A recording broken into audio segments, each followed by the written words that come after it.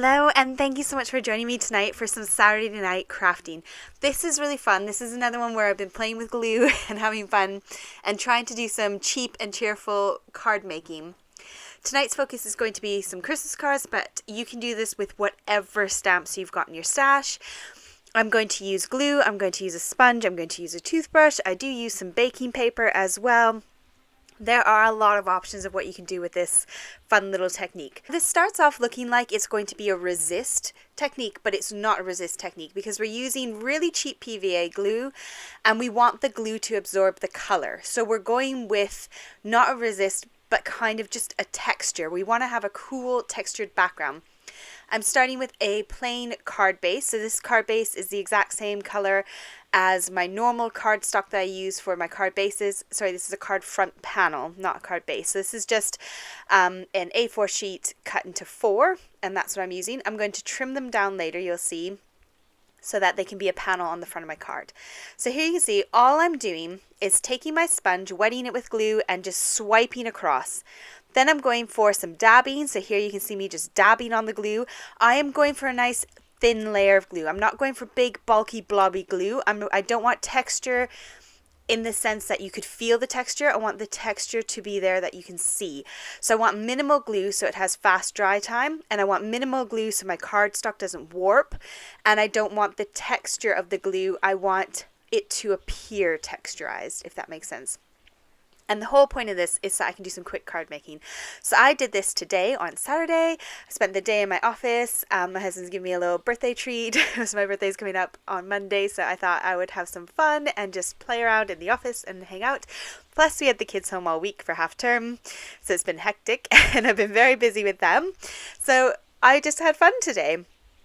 Now this toothbrush I've got on my desk, I use it for cleaning, and I decided to try that out to add some cool looking texture. Again, I'm trying to use minimal glue, so you can see there it's just a little bit of glue. I had some baking paper.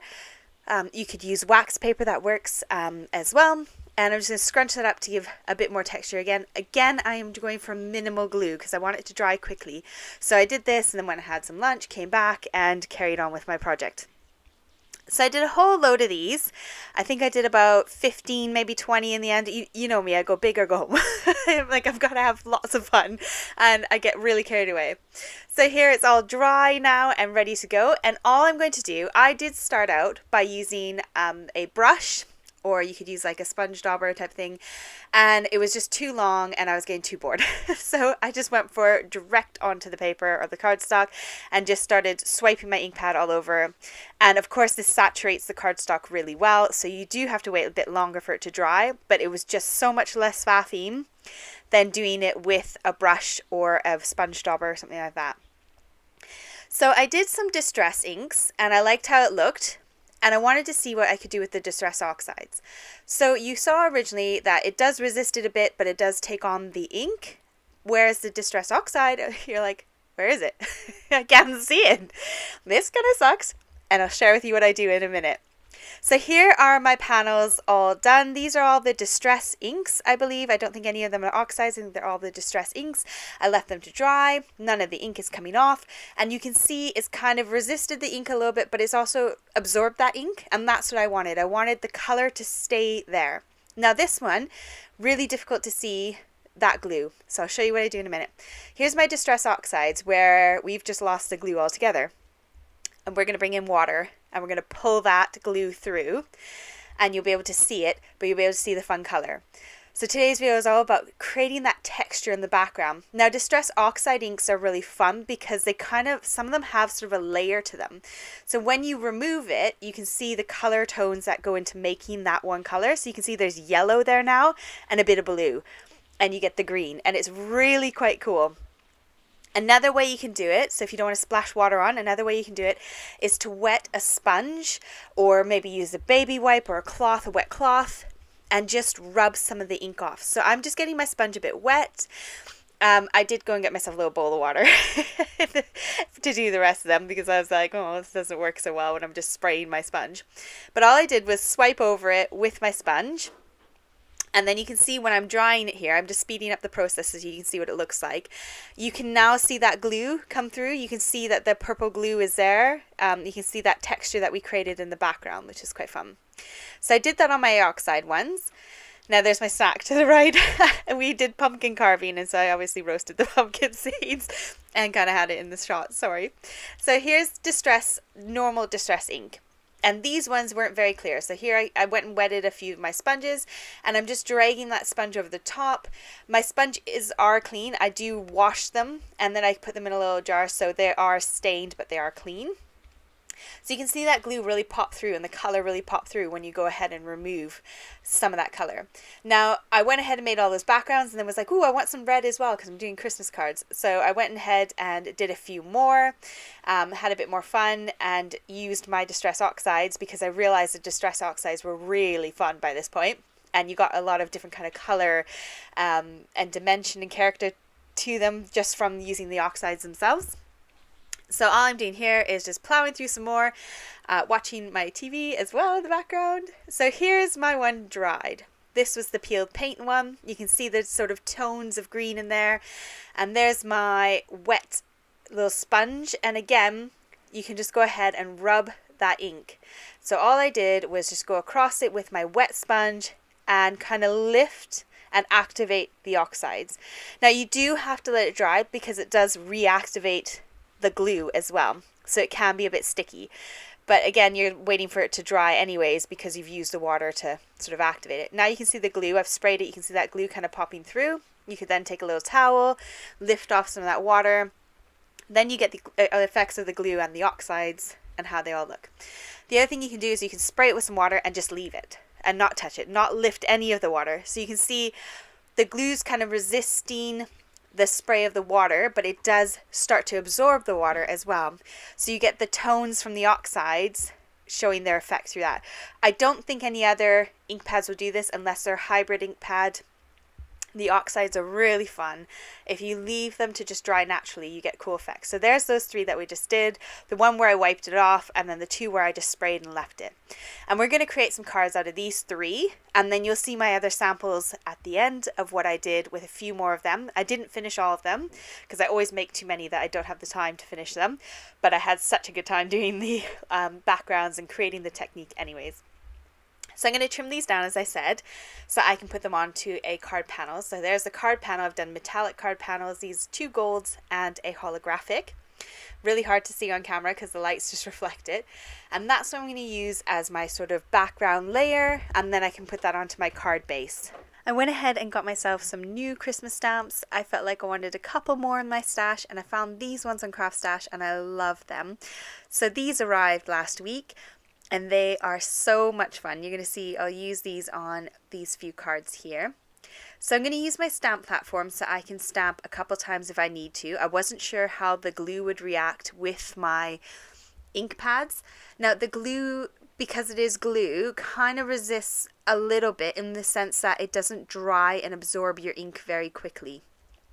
So what I'm going to do is I'm going to emboss it in clear embossing powder so that that ink is dried instantly. Otherwise, I'm going to have to wait another big chunk of time and it'll smear and it'll be annoying. So I'm stamping it first in the purple and then coming in with my black. These are both pigment inks, so it means that they stay juicy a bit longer, and that means we can go ahead and emboss them.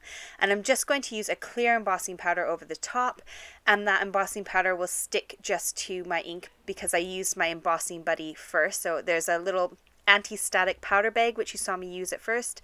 If you don't do that, you will have your embossing powder stick to where your glue is as well, because it's just the tiniest bit tacky, only slightly, but enough that that powder will stick to it.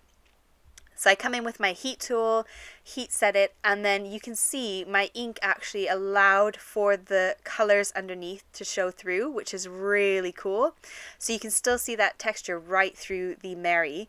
And I love this. I didn't do anything further to this front card panel because I just thought this stamp was enough. I absolutely love the stamp.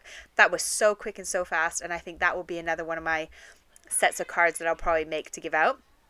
If you hear some shouting, my son's in the bath in the next room and he's having a great time. He's got some bath bombs in there and he's probably just got his cars and playing and having a good time, but I can hear him yelling. Right, so then I'm doing the exact same thing with all the rest of them. I am using my embossing powder bag, stamping it with some ink, and then I'm going to heat set it with my heat tool so that it's dried instantly. Now, every single video I forget to tell you guys that we do have a Facebook group if you'd like to come and join me and a whole bunch of lovely crafters. I always have that link at the top of the description box below, so when you open the description box you'll see the link for the Facebook group. I do have an Instagram as well, which I'm trying to get my head around using. And on there is where I will post extra pictures. So if I do design team makes that I don't do a video for, that's where the pictures will be if you want to see extra things that I'm creating on the side outside of my YouTube time. So do check out those links and make sure you join. And as well, don't forget to like and subscribe if you do enjoy my videos. I would love to have you come along for the ride. And also, thank you so much for your comments. I am struggling to keep up. I'm reading every one of them, but I do struggle to reply. If you have a question, I do my best to answer, but to reply to every single comment at the moment with moving house and all this, it's just hectic. And so I do apologize that I'm not replying to everyone. I have got some Nuvo drops. I have purchased another sort of 10 colors in my stash. I've always gone with just the basics, and then all of a sudden I've started to branch out and get some extra colors. And they work perfect for things like this where you can go ahead and fill in some spaces. Nuvo drops tend to sort of keep their domed effect and they look gorgeous. So I'll leave a link down below for some Nuvo drops. I really like these more than anything else. Stickles I can't get on with. Stickles drive me crazy. But Nuvo drops, they keep that kind of bubbled effect. So here are some new dies and a new stamp set in my stash. These dies are gorgeous. They're from the Creative Expressions company, and I decided to use those on my cards. So there's that Distress Oxide where I used that paper and did kind of some splodging on it, and then we removed some of the ink. And then this one's the Distress Oxide where we use the sponge and remove some of the ink. So those are the colors if you remember. And I love the textured background. It's not bumpy to feel, but it is a gorgeous background. And I found some mirrored card, some sort of frosted mirrored card that sort of matched those colors really well. So I use that in the background of my dies and underneath. And here's another one of my favorite Bauble kind of dies. This is a whole range. There's a whole range of these little circle stamp sets. And then there's actually a set of dies that you can buy. And you can die cut out those circles and just glue them in. But I went ahead and used the Nuvo drops again and filled in some of the circles, and I love the effect that it gives on those. So again, there's the Seedless Preserves Distress ink, and the other one was the Distress Oxide that we flicked the water on, if you remember, and then lifted it up with the cloth so that we got the kind of 3 different tones, the blue, the green, and the yellow in there. And I used the stamp set that came with that stamp and stamped that at the bottom. And I did the same where I went ahead and embossed it with clear embossing powder so I could just crack on right away and work with it. So this is a really cheap way to make some cards and get some texture in your background because literally you just need PVA glue. And I did use my children's PVA glue on some of them and I used my craft PVA glue on other ones. I didn't use craft tacky glue because obviously that's going to remain a bit tacky when it dries. So as long as it's PVA glue, you can get this technique down. I hope you had a good time with me tonight. I hope you're having a lovely Saturday evening, or maybe it's Sunday morning where you are. And I look forward to seeing you guys next weekend again. So take care. Bye.